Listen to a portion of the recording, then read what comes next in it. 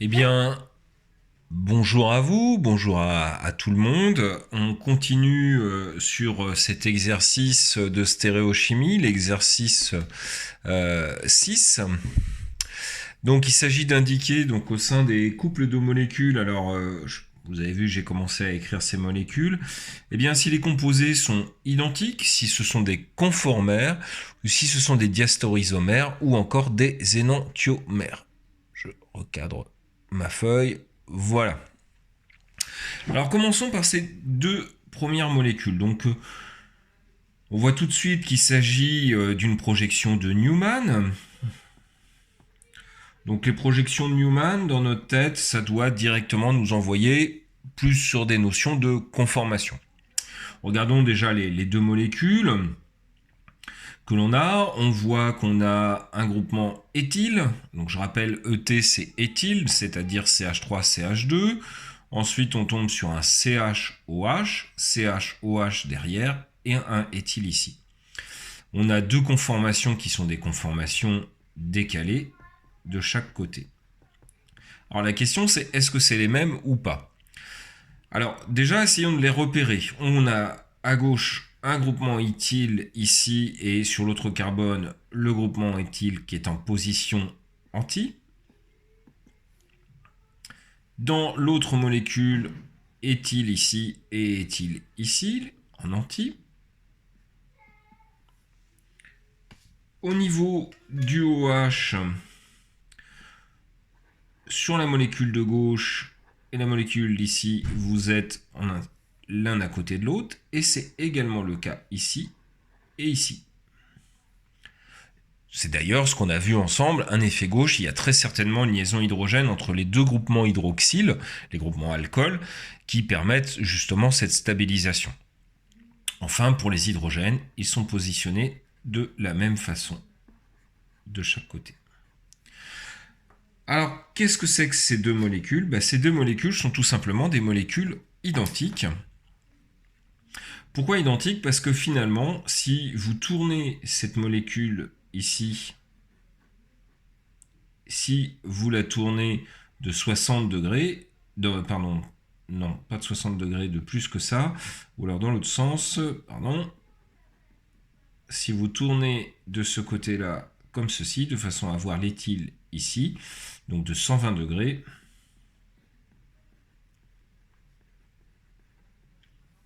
eh bien, vous allez trouver que les molécules sont identiques.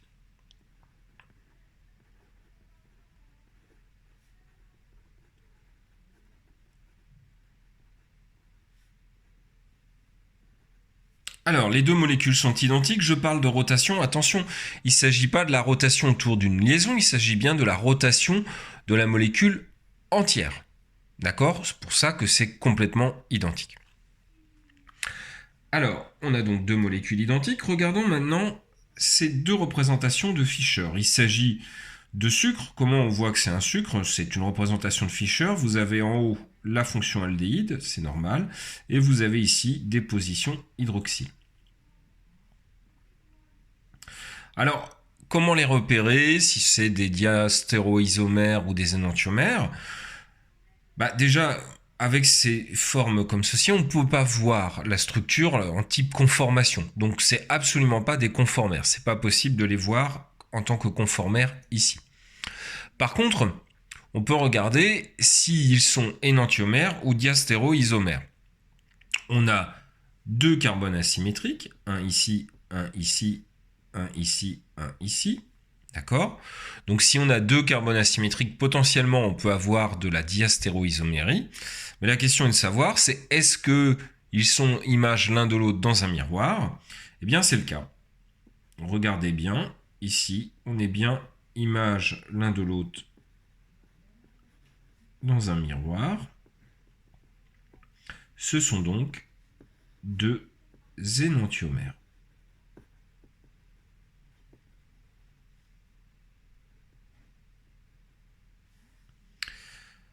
Allez, passons au dernier couple de molécules. Donc le dernier couple de molécules, il y a plusieurs éléments qui ont changé. Entre la gauche et la droite, on démarre CH3, un carbone asymétrique ici, un autre carbone asymétrique ici, et un groupement éthyle.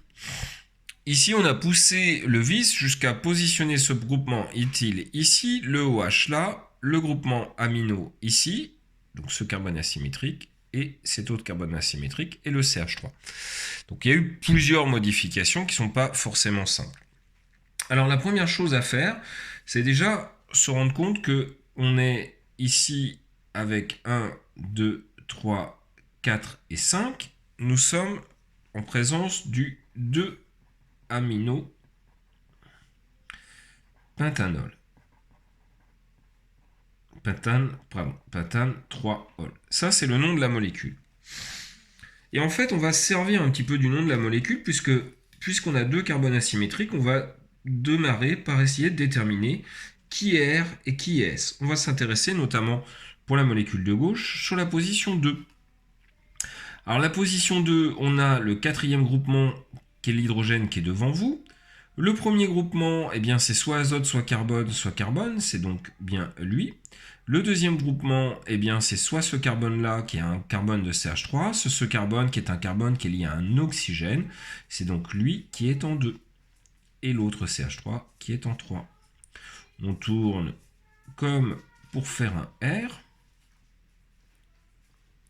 Mais attention, ce n'est pas un R puisqu'on est dans un sens de lecture indirecte.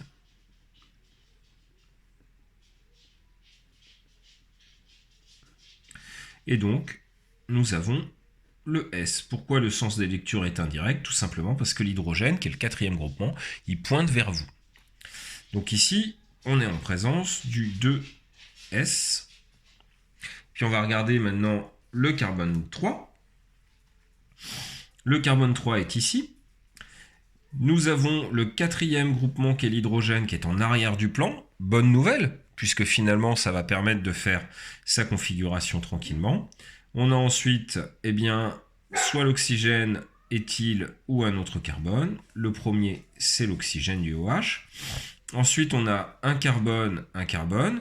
Ce carbone est lié à un autre carbone. Ce carbone est lié à un azote. Il va passer devant. Il est 2. Et le 3 est au niveau de l'éthyle. On rassemble 1, 2, 3. Et on tourne, cette fois-ci, pour faire un R. On est dans le sens normal de lecture. Nous sommes dans le cadre du 3R. Eh bien, on passe maintenant à l'autre molécule, celle d'à côté. Nous avons la numérotation qui est la suivante. Le 2 est ici, le 3 est ici, et ensuite le 4 et le 5 est situé à ce niveau-là. Regardons le carbone 2. On a toujours les mêmes priorités. Donc le 4 est en arrière du plan cette fois-ci, le 1 est en avant du plan. Le numéro 2, ça sera ce carbone ici, et le numéro 3 sera ce carbone. Je rappelle, azote qui passe en premier, ensuite carbone, carbone, ce carbone est lié à de l'hydrogène, ce carbone est lié à un oxygène, c'est celui-là qui passe en premier. On tourne dans ce sens-là, c'est-à-dire on tourne comme pour faire un R, et cette fois-ci l'hydrogène est en arrière, nous avons bien en 2 un R. Je reprends mon stylo vert. Pour le carbone 3, le quatrième groupement est en arrière du plan, ça veut dire qu'on sera en sens de lecture directe. Le OH est en 1. Ici, nous avons un carbone d'éthyle, ici, nous avons un autre carbone, cette fois-ci du groupement amino. Celui-ci porte un groupement azote, celui-ci porte juste un autre groupement CH3. C'est donc lui le 2 et lui le 3. On tourne dans ce sens-là, c'est-à-dire pour faire un R. Alors, maintenant, comment savoir s'ils sont diastéréoisomères ou énantiomères? Eh bien, c'est très simple. Quand vous avez deux groupements comme ceci, SR devenant RR, il n'y a pas possibilité de superposition d'images miroirs. Ça, c'est impossible.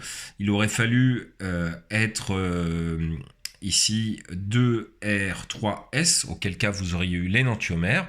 Donc, je vous renvoie au cours dans ce cadre-là.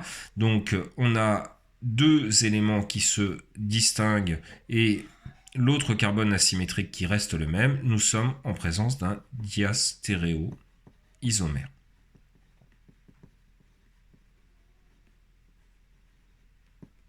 Nous avons deux diastéréoisomères. Donc voilà, au niveau de cet exercice 6, trois molécules, la même molécule, deux molécules identiques, deux énantiomères et enfin deux diastéréoisomères. Allez, c'est fini pour cet exercice.